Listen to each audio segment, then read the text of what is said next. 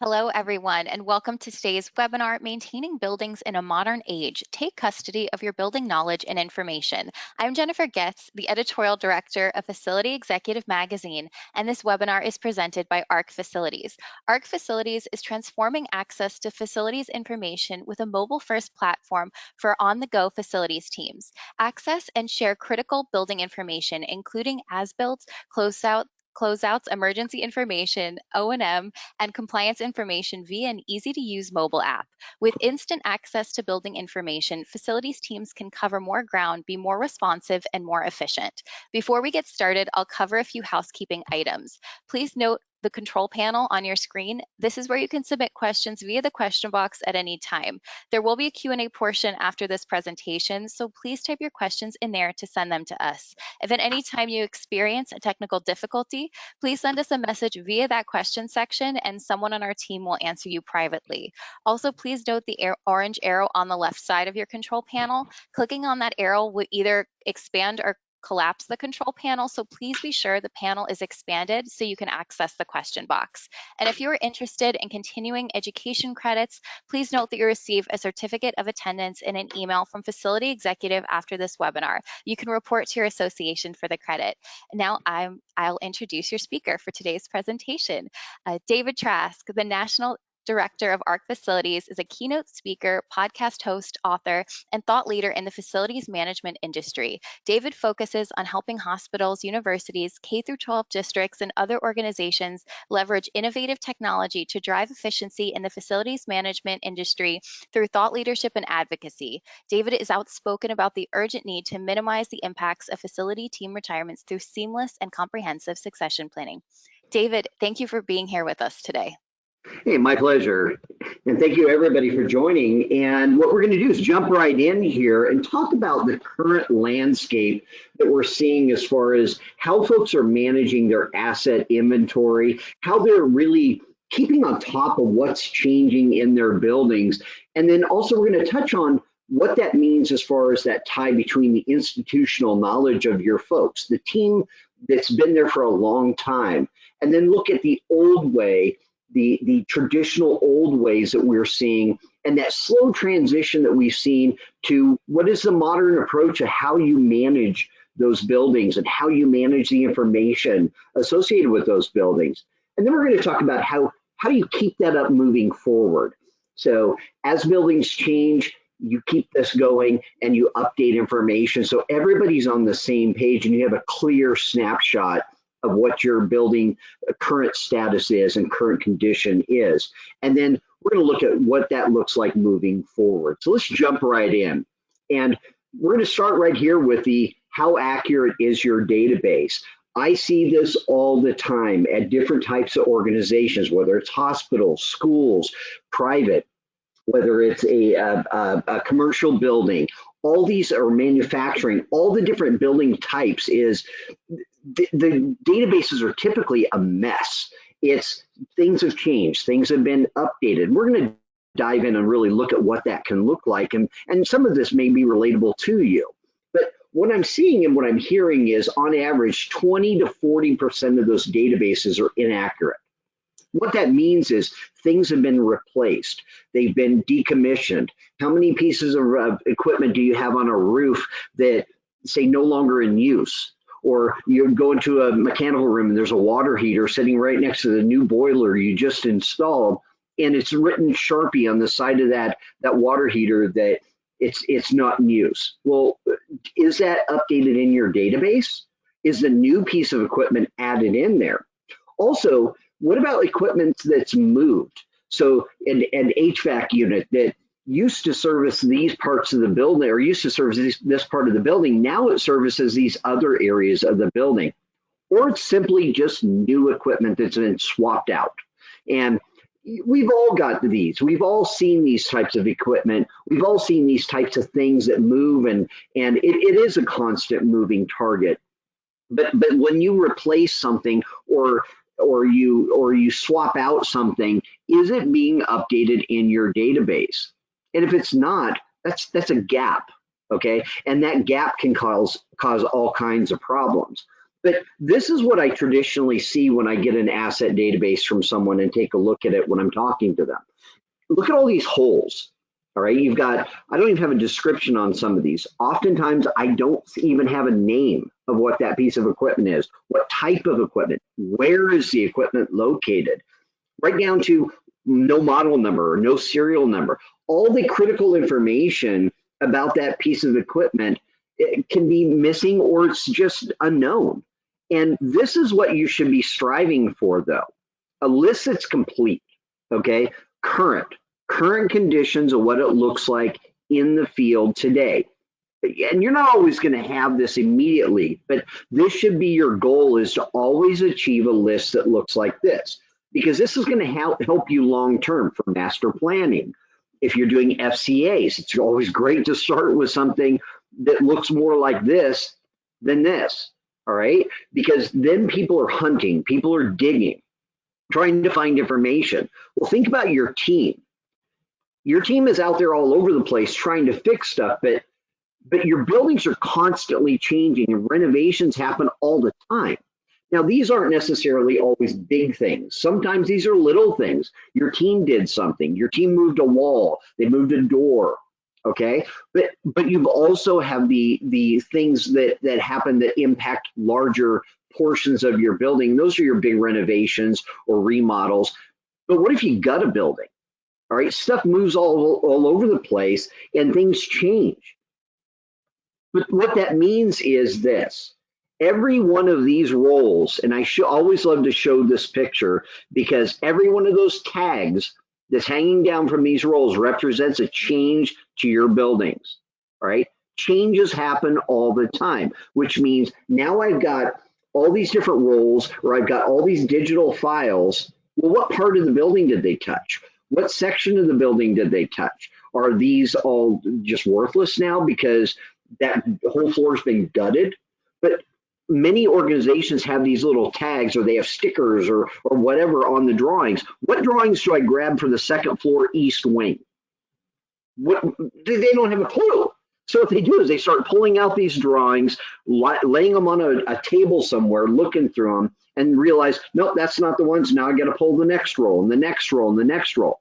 The same can happen when it's digital. Okay, you've got all of this information all over the place, but every piece of those, all that information that's in those roles also represents where is your equipment. As those pieces of equipment move, your mechanical drawings are updated all the time. All right, so every single one of these pieces of equipment, when you do a change that is represented in here, it impacts this. Stuff moves all over the place. You move VAVs, you move that fan coil unit, you move your sprinklers, you move your smoke detectors, you move all this stuff, and it is a constant moving target. So having accurate information, knowing what changed in your building from all those renovations, knowing where the equipment moves, that is, again, it's a moving target, but it's not that hard once you see there are better ways, there's technologies available to be able to manage that type of information. We'll look into that a little bit here in a minute. But this is what I always see. It's all over the place. It's on a roof, you know, and you all know this. It's on a roof, it's in a mechanical room, it's in that closet that you can only access by going through that electrical room, and there's a door back there in the corner that leads you into a room that has that water heater, or you go into a janitorial closet and you look up and there's a little pot water heater that's hanging up on a shelf up there. Stuff is all over the place, and it's not always known by every person on the team. They don't necessarily know you've got to go through that electrical room. I actually was on I was actually on site at a hospital a couple of weeks ago, and we had to walk through the air conditioning system, the huge air conditioning unit. We walked through the AHU, through a door to get out of that unit, to get to another door, because the electrical room was on the other side, clear on the other side of that door. I would have never found that unless that one guy who knew how to get back to that room, or a couple of guys that knew how to get back to that room, knew that that's how you had to manage your way to get back through there. What about the new guy? He hasn't got a clue. But stuff is all over the place. They're also constantly going up ladders. I post on LinkedIn all the time, and we were actually talking before the webcast here that I post pictures of people going up and down ladders, or my team going up and down ladders, or the crazy ladders that you see.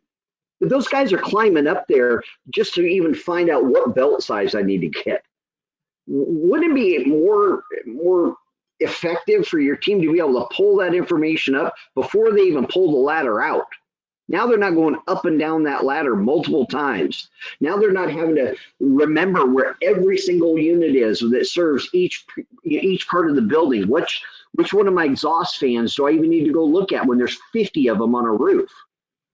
Right? I'm on site this week at a school, and there are hundreds of units up on these roofs.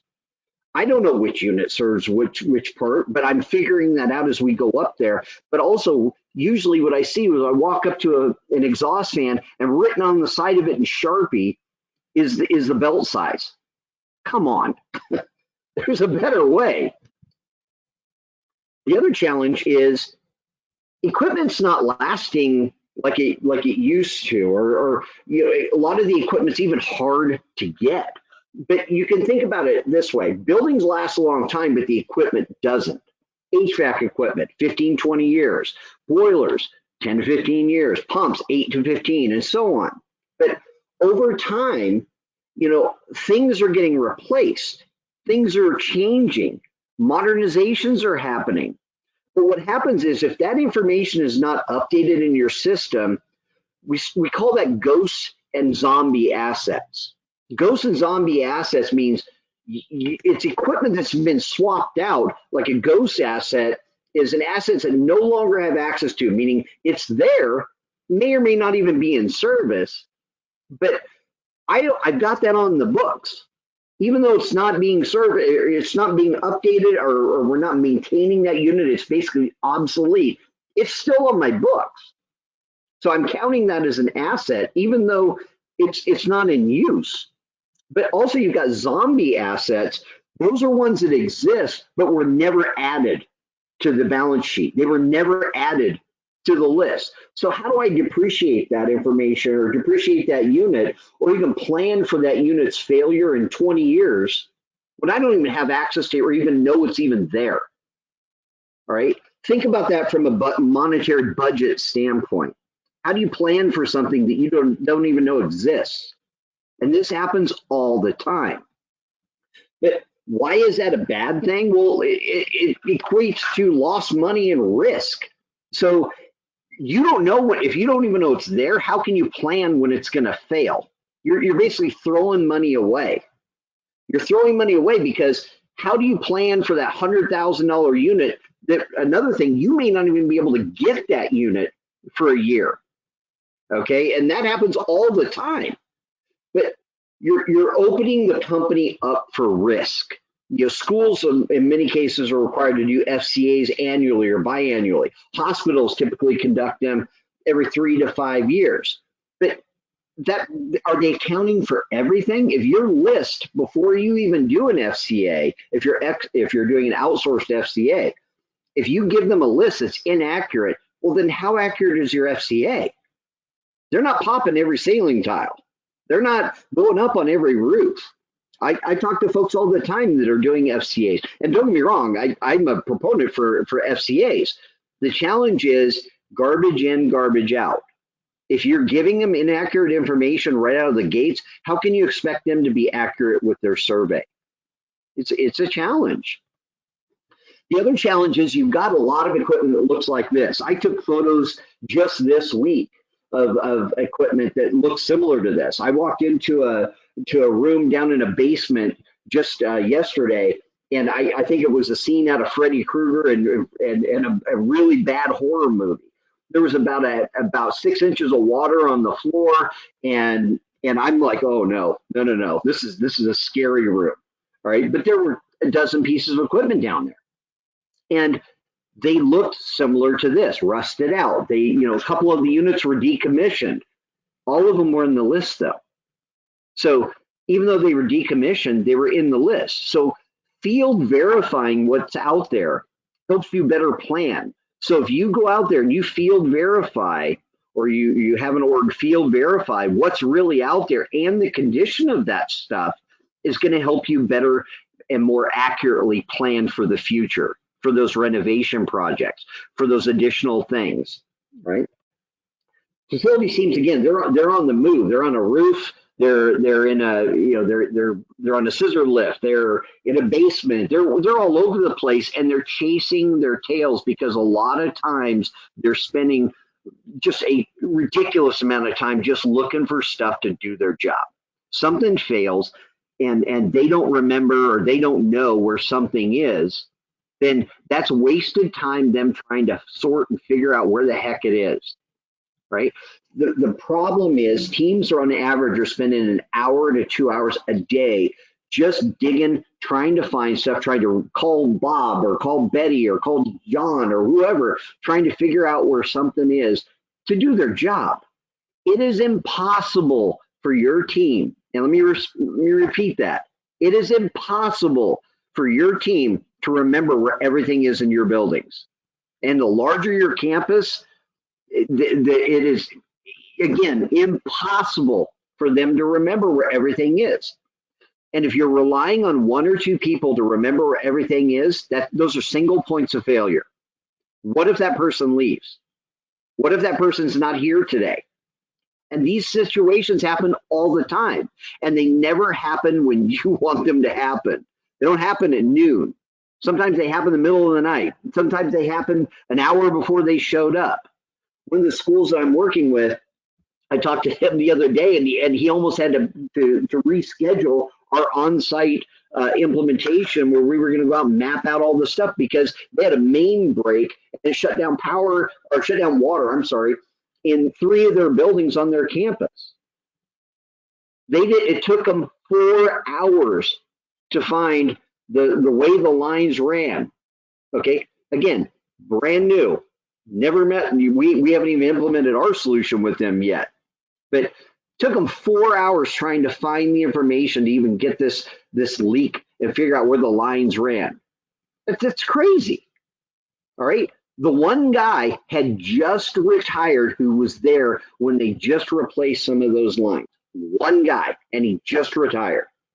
They were on the phone trying to reach this guy and couldn't get a hold of him for almost 2 hours. And he's going off of memory trying to say, oh yeah, I think it's in between this building and this building, and I think it runs kind of north and it's over here. I'm listening to this conversation. Okay, later on, I'm hearing the conversation between these guys, and I'm just shaking my head.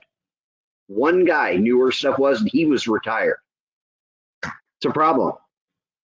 The other challenge is those are the folks, a lot of these folks are the ones that just know where stuff is. They know that you got to pop that ceiling tile. You see that red dot on that ceiling grid there, or the arrows there, all right? One of my teams is out in the field right now, and they're capturing fan coil units that are up in the ceiling grid. There's one arrow.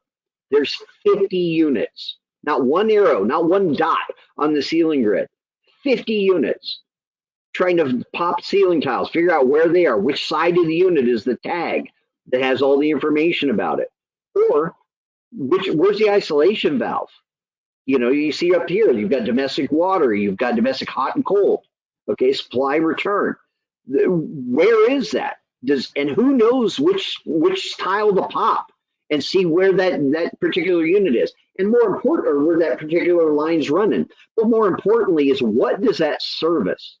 What part of the building does that service? Or where are all my fire panels? Where are all those? I mentioned those hidden little things, but one of the biggest hidden things is always these little pot water heaters that rust out, and I see it all the time. Or where's the main? You know, where's all my backflows? You know, you got a backflow in between 2 buildings. Well, what part of the buildings did that go to? Which buildings does that go to? 1, 2? Information's all over the place, but so's all your stuff, all your things to manage the building, that run your building, your HVAC systems, your pumps, your control panels, all your water lines, all your isolation valves, all those units in the ceiling grid. You've got a lot of stuff in your building, and relying on institutional knowledge of a handful of folks is is going to set you up for failure. It's going to happen, and that's a problem. But also, what about the person who started last week?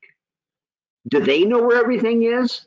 That ramp up time that we hear all the time from folks is 6 months to a year plus. Getting them up to speed on where stuff is in your building, getting them up to speed as to where the units are so that they can do their job. Think about that. You're paying somebody to shadow another person from 6 months to a year. What if they had access to where that stuff is day one? You literally turn on a switch and they know where all that stuff is. That's what technology can do for you today. And that's available today. Okay. And at the end of the day, what that means is all that time that's being spent on ramping that new person up is now shrunk to months, a week, okay, a couple of weeks. They spend more time fixing stuff than training. And there's some additional training, don't get me wrong, but they would have access to all the floor plans showing where every piece of equipment, every shutoff is in the building day one. How much time would that save in that training process for you?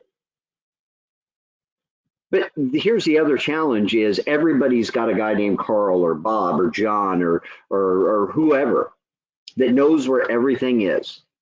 He's not getting any younger. The challenge is that's the guy that knows where every unit is in your building. He's probably forgot more than he can train somebody anyway. The other challenge is he knows where all the shutoffs are when something goes sideways, and it will go sideways. Things happen all the time. The challenge is he available when that thing happens? Not all the time. I guarantee you've had an incident that happened where you couldn't get a hold of somebody immediately. They just didn't answer their phone. The other challenge is he was there when something happened and you moved walls, you've changed the building, you've done renovations all the time. And what I hear a lot is when people will build a new building, they'll hire the PM who was working for the GC that built the job in the first place. They'll just hire him. I was talking to one of my hospital clients, and he hired one of his guys that was the HVAC. He worked for the HVAC company that installed the new retrofit for their hospital, and he just hired him. The guy's 66. How many more years do you think he's got? That's the challenge. Is that guy, when I talk to him, he's already planning his retirement in a year and a half. So that what I hear when I hear that stuff, I hear is the clock's ticking. Okay, somebody just started the countdown, and he has a year and a half to get as much information out of that guy's head before he walks. Well, he hired the guy who installed it. But let's think about the people on your team that have been there for 30 years, the people who have been there for 20 years. How much time do you have with them? When that person comes into your office and sits down and says, I'm tired, I'm leaving, that clock starts immediately. How much of that information that that guy or gal knows are you going to be able to get out of that person's head in that window? And again, he's going to sit down in front of you and say, listen, I'm leaving. I'm retiring. I told you a year ago I was leaving. You know, I just didn't have a date. Now I'm leaving in a month, or I'm leaving in 3 months. A lot of folks will give an extra, month, 2, or whatever. But you know it's coming. And it's usually one of a couple of scenarios that happens. One, I'm planning for this. I've started cross-training people. I've started doing everything I can to document as much of the information as I can out of this guy's head. Or it's a deer in the headlights. He just sat down and I'm like, I knew it was coming, but oh no, it's here today. And it's that deer in the headlights look. Well, again, you're not on Carl's schedule, okay? Carl is going to leave when he decides he wants to leave. He's put in his time. The challenge is the information that's in that guy's head is invaluable. I've also talked to somebody that the challenge was with unions. And again, I'm not knocking unions. It's the challenge is they can't even run an ad before that person's last day. That's part of their union agreement. So what he did is he got creative, and I thought this was great. He actually worked with the union and they were able to reclassify the guy who was into a different job category who was about to retire. What that did is now it gave them a window. They could immediately post that job. They keep this guy, and they reduced his hours to like 26 hours or 24 hours or something like that a week. But that time, they were able to use that time to cross-train the new person. That's huge. Imagine Carl being able to walk around with this person for months and show them all this stuff. In the meantime, that new person is documenting all this stuff, not just putting it in their head and trying to remember where all this stuff is, because it's like drinking out of a fire hose. But you've got time to capture that information. But roughly 30% of facilities teams are planning to retire in the next 5 years. Think about that. How many people on your team are going to retire in the next 5 years? Put a number to that. Is it 5 people? Or put a percentage to that. Is it 20%, 30%, 40% of your team? Now, out of those people that are about to retire, think about the institutional knowledge that's in those heads. And it's, in this case, you can see within the next 3 years, probably 100 years worth of experience. Put it in the other perspective of how much of your building institutional knowledge is in that group. Is it 40%? Is it 80%? I've heard from a few people that have said 40% of my team's in this retirement window, but what that represents is 80% of my institutional knowledge. Get your head around that. When they leave, 80% of their institutional knowledge walks with them. That's huge. But what that means is that institutional knowledge in the built space, all right, they were there. They were there when you moved things. They were there when you replaced things. They just know where stuff is. They may have never documented it. Or if they did, they wrote it on that little spiral notebook that's in their shirt pocket. They hand wrote it in there and it never got input into your system. So no one else knows but this person. That's a big gap. And what I see in most institutions is these are the folks that know where everything is. These are the folks that know what changed in the building over time. And these are the folks that are the keepers of that institutional knowledge. It's a problem. But they're also the ones that know where every isolation valve is in the building. They know when something goes sideways, they know you go to the 3rd floor and it's over here in this chase. And actually, you know what? This actually serves this part of the building, but it also serves the floor up above or the floor below. They just know. That picture in the middle, there's a hospital. That happened in 45 minutes. 45 minutes, that happened. What would that mean in your site? In how quickly can you shut off water in the floor or that section of the building? Or are you going out to the main? Do you know where the main is? Is it covered up by all that mulch that you just had put in? It happens all the time. I see this because folks don't know where everything is. You've got all those plates in the ground out in the concrete that says water or gas. Well, what building does that serve? What part of the building does that serve? Who knows what part of the building that serves? And why isn't that documented? Because that's not going to help you when that guy or gal's gone. Then you're scrambling, trying to trace lines, trying to find drawings that show anything. And what drawing set do you grab? The one from 1985 or the one from 2000 or the one from 1960? The information's there. It's all over the place. The other challenge is it can create a giant chasm in what used to be preventative maintenance is now getting kicked into the deferred category because we simply don't have enough people or enough time to do it. It slows down your work order completions. The challenges with routine maintenance isn't getting done. So again, it gets kicked into the deferred or run to fail. I talk to folks all the time around the country and they say, well, listen, we're down in headcount 20, 30, 40%. I'm down in FTEs. I don't have enough people to go out and service the equipment. So we've adopted the culture that we're run to fail. We're going to run it until it dies. How can you plan for budgets when you're in a run to fail mode. You don't know when that thing's going to fail. So did you plan for that? And on top of that, what if the unit's up in an attic space that you can't even get a unit up there? So you go out there and you get a quote, and they're quoting, you just call somebody and you say, hey, I need a quote for an HVAC unit or a pump or whatever. And they don't account for, you got to rip a hole in the wall, up in the ceiling, up in the eave, and now we have to crane it in or whatever. Think about that. That's deferred. That's kicked into deferred. All right. So how do you plan for those things? And then not to mention, to mention, like I did earlier, how long does it take you to get that equipment in the first place? A lot of units, it's taken a year. It's taken 6 months to even get a unit in with the supply chain issues right now. I mean, it's just a mess.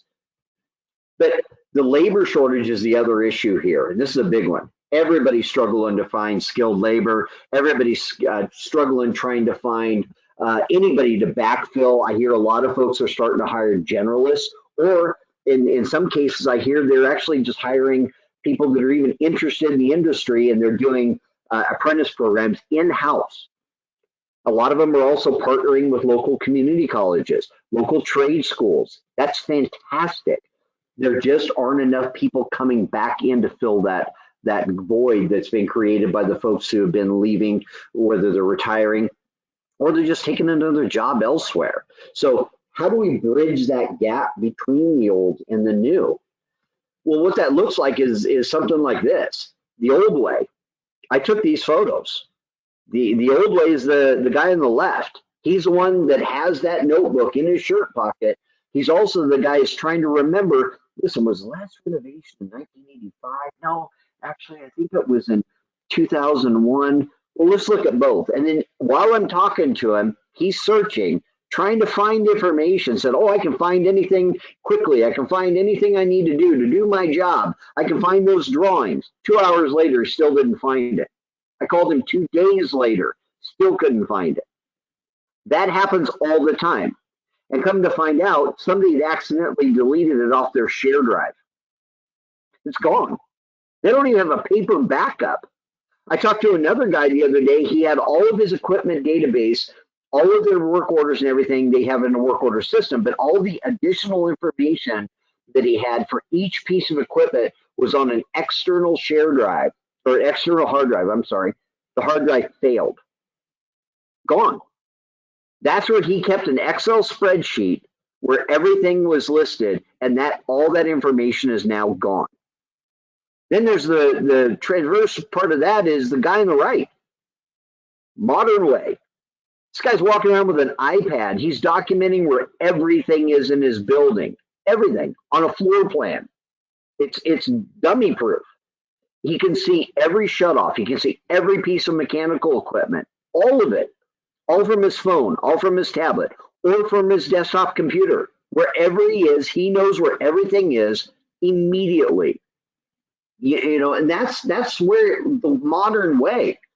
Your team, every single person on your team has a smartphone, all of them. Imagine them accessing all the information from a building. They're 20 miles away, and they can pull up the information for that other building on their phone and text it to the person who's standing on site. That's what you can do today. Every piece of equipment, all your floor plans, all your as-builts, all the information for your building, it's all available on your phone, on your tablet, or at home. When you get that call in the middle of the night, you roll out of bed and you grab your phone and you can text it to the first responder who's standing at your door of that building that you're having the problem. That's what you can do today.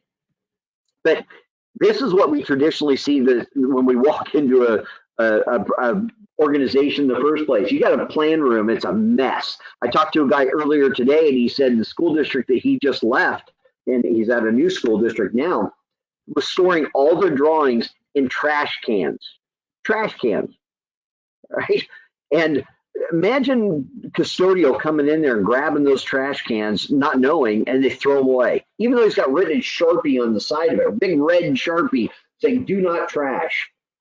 I've talked to a couple of schools that have had something similar. They were moving the plan room to another area, And when they were moving it, they used trash cans, just rolls, threw them in boxes and trash cans to move it to the other area. Custodial team comes in the middle of the night, third party group, not even in house.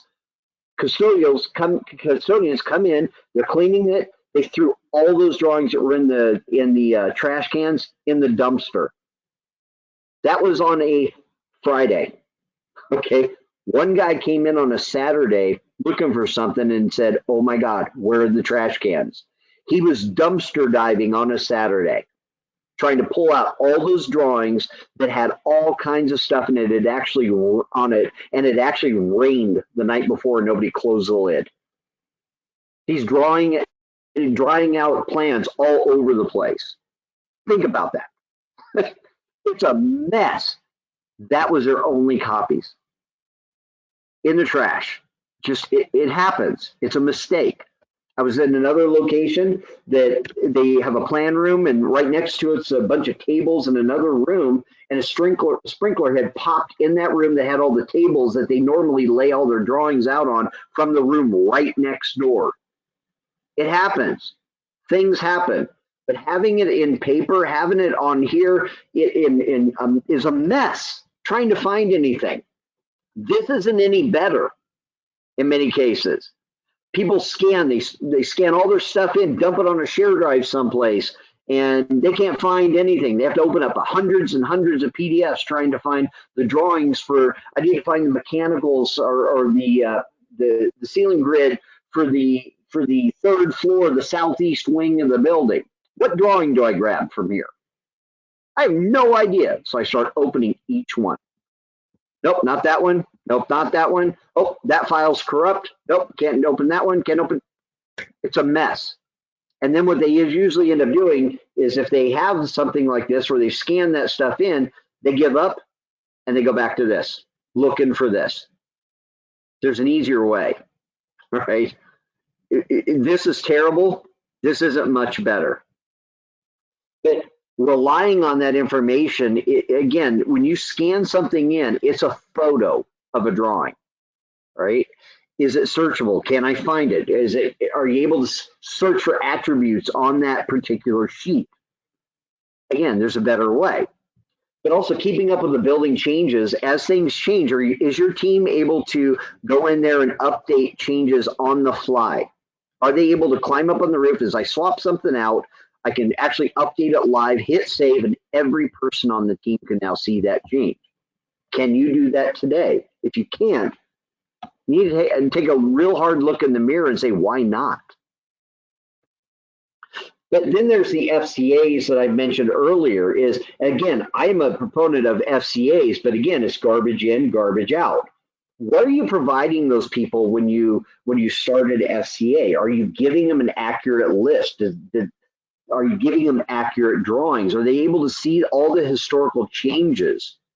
Okay, FCAs are meant to help you with decision making, also to help you evaluate risk, also look at long-term cost savings. There's a whole bunch of different components of an FCA, but it also helps you to really look at your allocation of funds, but it also can help you with your compliance and regulatory requirements.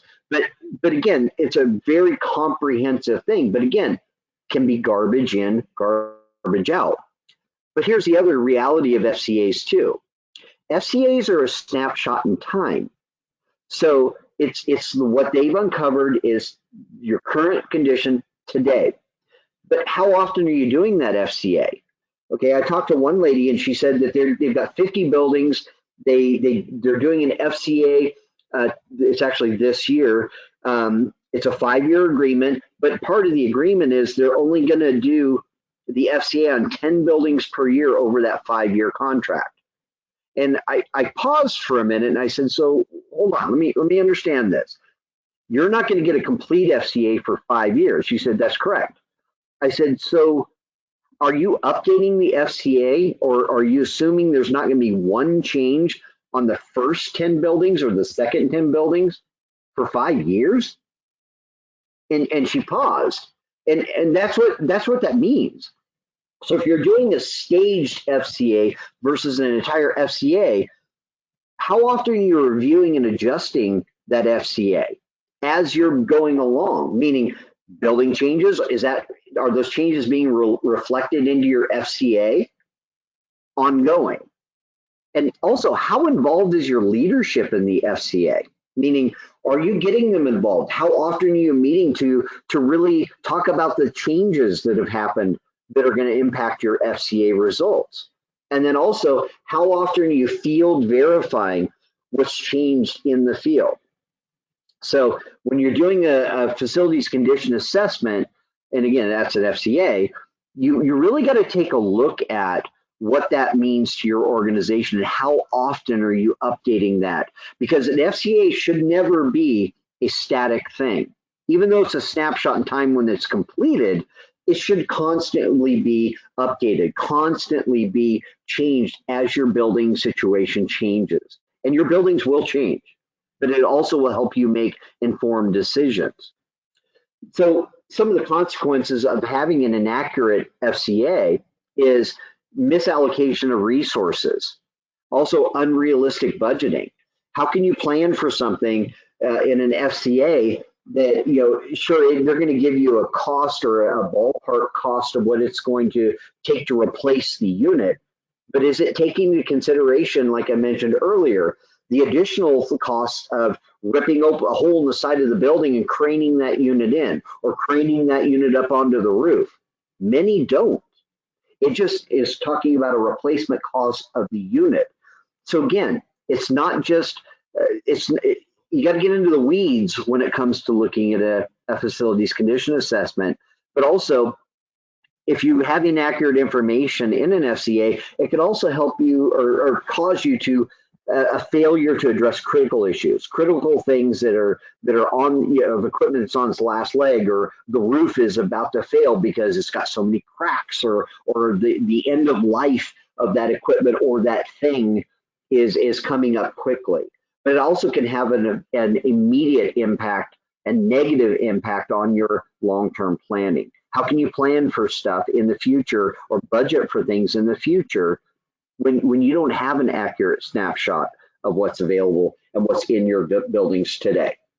So let's take a look at what that modern way could look like for you and your org, and should look like as far as some consideration. So let's think about it from the standpoint of changes in the building. So you click on an app and you go to a building and you want to see all the information that it touched one floor.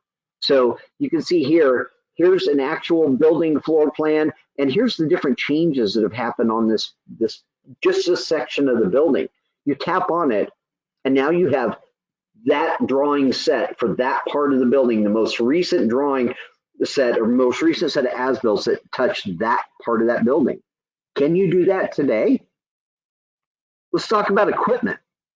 So imagine walking up to a piece of equipment, tapping on an app, all right, and then tapping on a QR code, scanning the QR code on that unit, and now here's all the information for this unit, photos, here's all my manuals. You can have access to all the information associated with that particular building. Have a link back to your work order system, have a link back to any kind of other budgeting system. Having accurate information all in one spot, your team can access all the information relative to this one unit and update it as it changes. You can even record a video of your team. Hey, this takes a special wrench, or you know what, this one's giving us a fit, in their own words.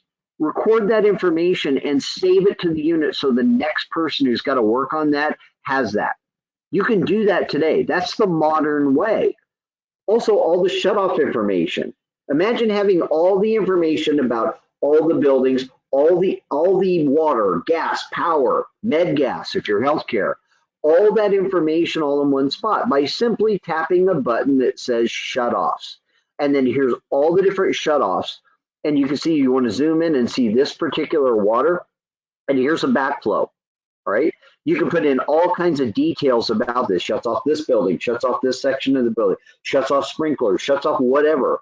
Is this domestic? Is this potable water? Is this all the information associated with that unit, that thing, and what does it do? All of that information is available today. And this is stuff that you can do today with modern technologies. But in a modern age, taking custody of your building knowledge and information becomes essential for effectively maintaining buildings, as embracing new technology and efficient knowledge transfer ensures successful management even as experienced workers retire. Your people are leaving. People leave whether they're retiring or they're taking another job. So if you're relying on people all the time to just know where stuff is, remember what I said earlier, single points of failure. Your team is fluid. They're going to move from position to position within your own organization sometimes too. They're going to migrate into a lead position, or they're going to migrate into, maybe I'm going to cross train. I'm now more of a generalist than I was a particular skilled trade. A lot of folks are looking at really coming at it from the approach of, this is a holistic team approach. Everybody, all hands on deck all the time, right? And that's good. But again, they're not going to be able to just remember everything. If that's your expectation, you're setting yourself up for failure. Everybody should be on the same page. Everybody should be able to access all the information to do their jobs. And that's what we're talking about, is transparency. So let's open it up to some questions. Awesome. Well, thank you, David, for this presentation, and thank you to all attendees for sending in questions. We'll now have some Q&A to address the questions that you have sent in, and please continue to submit any questions that you may have. So, David, for this first question, I believe you already addressed this, but what is an FCA? I'm sorry, FCA is a facilities condition assessment. So a facilities condition assessment really dives into what is the current state of your building. So they analyze everything from the structure itself, roof, exterior, interior, to they also look at your electrical system, your plumbing, your major systems within the building. They also look at equipment. And they give you a snapshot of what that looks like, to not only current condition of the equipment, also potential replacement time frames, replacement costs. And it's a very comprehensive, basically analysis of your building, of what it sits today. But like I mentioned, and I encourage people to look at FCAs, but what I also look at them, and I encourage them to look at that not as a static thing. It is a evolving thing as your building changes. Absolutely. And another question we have here is, how long does it typically take to map out all of the equipment? Yeah, it really depends on your size. Traditionally, and I can only speak to our team, but traditionally, using smart building technologies like ours, you essentially are mapping out. Our team goes out and maps out the equipment, but inside of 90 days is traditionally what we see. Now, again, it's kind of dependent on geographic locations or where the stuff is too, but traditionally, it's implemented. When I say implemented, it's in your hands within that 90-day frame. Perfect. So another question we have is, what is the best route to get to upper management on the need for such a thing?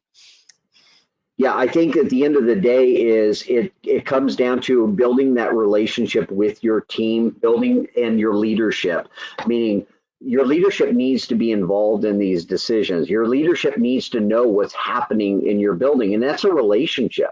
That's also a transparency with your leadership, so they're not surprised. You know, no one wants to walk into their boss's office and say, listen, we've got an equipment failure and it's 250 grand, right?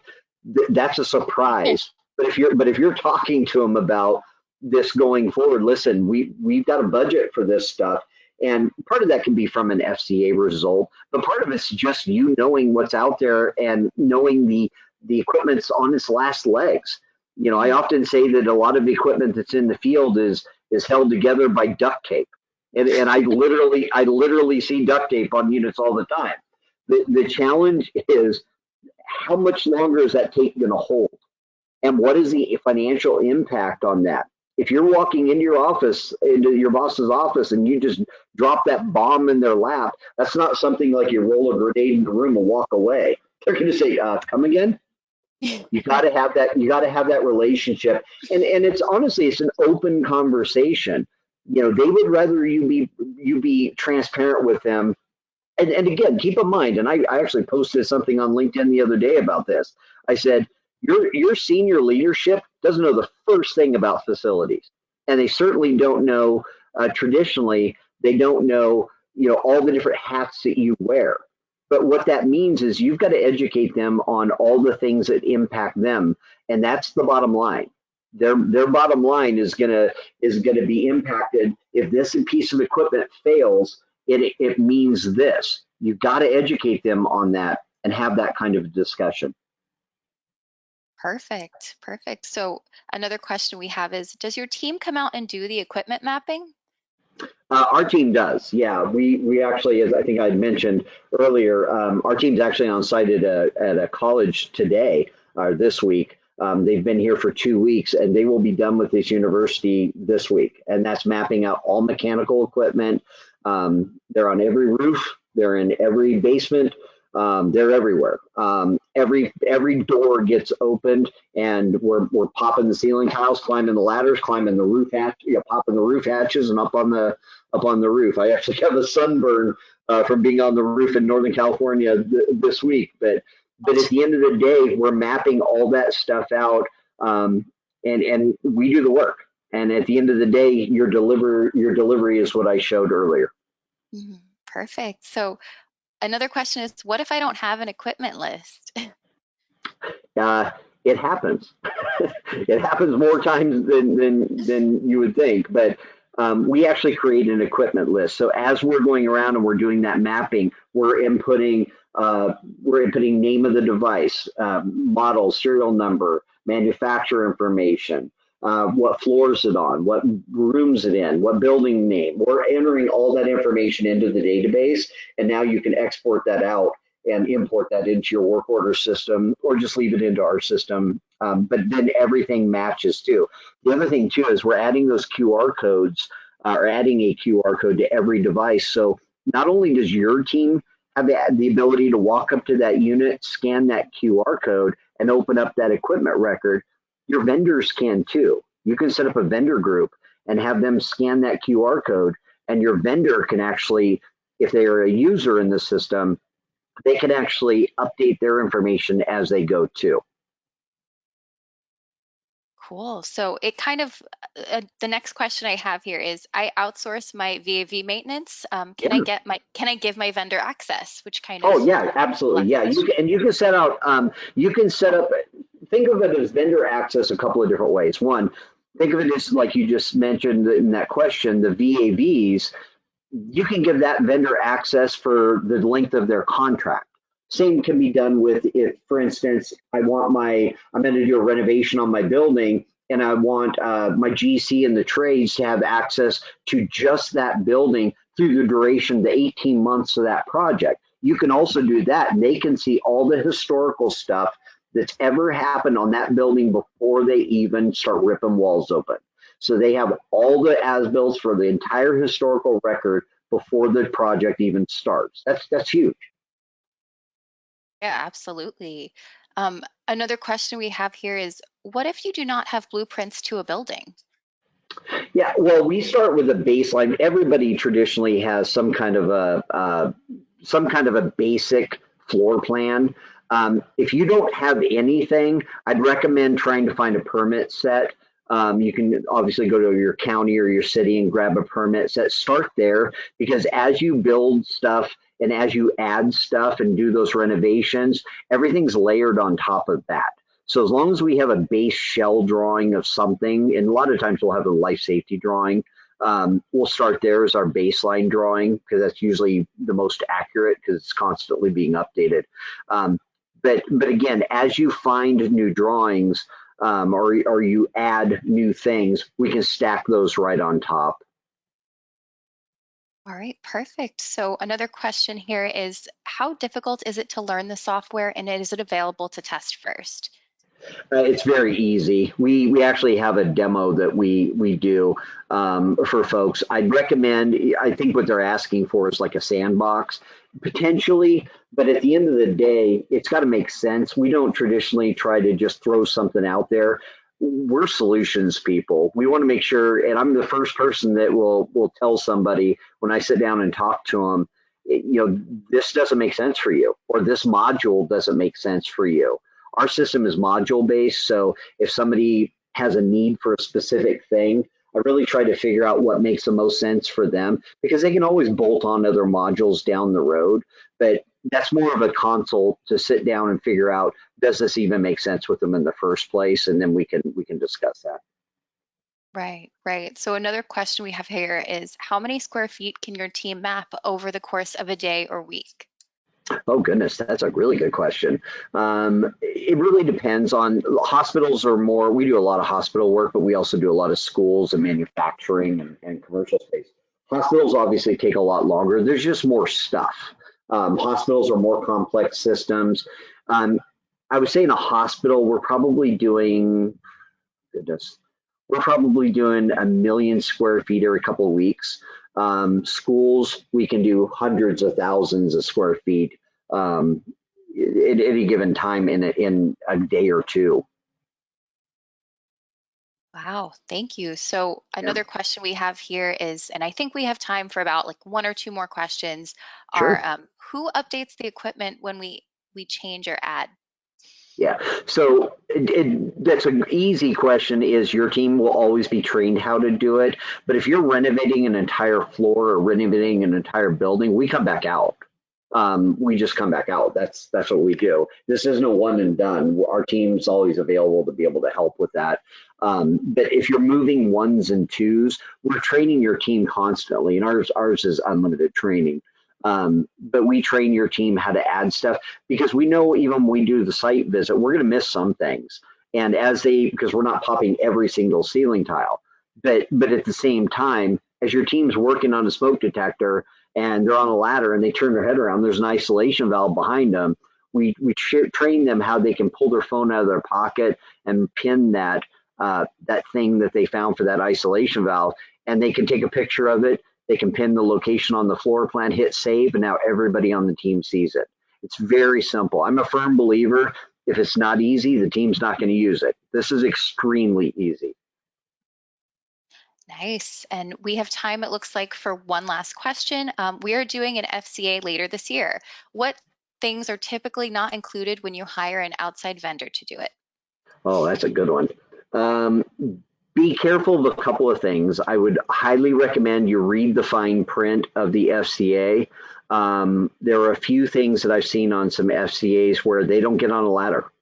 Um, that's a real problem when you're expecting them to evaluate your equipment that's on the roof when they can't get on a ladder to get up on the roof. Or more importantly, is if you've got 50 fan coil units that are all up in the ceiling grid and they're not getting on a ladder to see what's up there. Even though the drawings or your specs on those projects may have shown that you used the unit that's up there is I don't know, a train unit, and come to find out, 10 years ago, you swapped them out with some carrier units, or maybe they're split systems. All right. If they don't know that and they're only going off the drawings, you're going to have an inaccurate FCA. So I'm a firm believer when you start your FCA to really have that accurate database. And part of that is that field verification component of knowing what's in the field and updating it constantly. So again, it's all about accurate information. Perfect. Well, David, thank you so much for this presentation today. It looks like My we are pleasure. out of time. If we weren't able to get to your questions today, ARC Facilities will be reaching out to you individually.